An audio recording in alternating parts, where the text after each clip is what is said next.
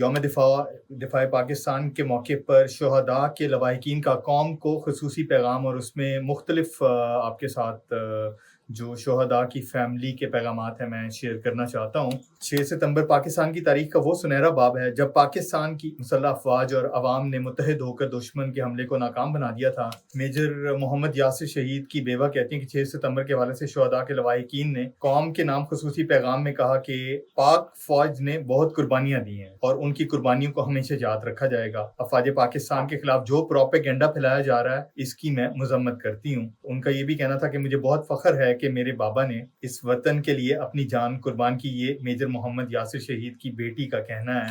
ان کی بیٹی نے یہ بھی کہا کہ میں نے اپنے بابا کو کبھی نہیں دیکھا، لیکن میری ماما بتاتی ہیں کہ میرے بابا بہت اچھے انسان تھے۔ میں بڑی ہو کر اپنے بابا کی طرح پاک فوج میں شمولیت اختیار کروں گی۔ سپاہی اسد اللہ شہید کے والد کا کہنا تھا کہ میرے بیٹے کی شہادت کے بعد پاک فوج نے ہمارا بہت خیال رکھا اور ہمارے ساتھ بہت تعاون کیا۔ مجھے اپنے بیٹے کی بہت یاد آتی ہے، لیکن جلد میں اس سے دوسرے جہاں میں ملوں گی۔ یہ ان کی والدہ کا کہنا ہے، اور والد بھی ان کے اس بات پر مطمئن تھے کہ انہوں نے اپنا بیٹا اس وطن کی سلامتی کے لیے قربان کیا ہے۔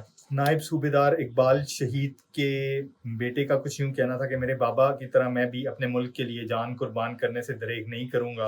ان کی بیٹی یہ کہتی ہیں کہ یہ جو ڈیجیٹل دہشت گردی چل رہی ہے یہ عوام اور فوج کے درمیان خلیج پیدا کر رہی ہے۔